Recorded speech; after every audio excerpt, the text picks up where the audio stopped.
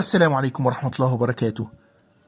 اشتريت فراولة من السوق، وانا بتفحص فيها لقيت واحدة كبيرة، وسبحان الله عز وجل، بسم الله الرحمن الرحيم، وجدت منقوش عليها كما ترون. سبحان الله عز وجل، نبتة الفراولة ومذكور عليها ومكتوب عليها وكأنها مجسمة كما ترون.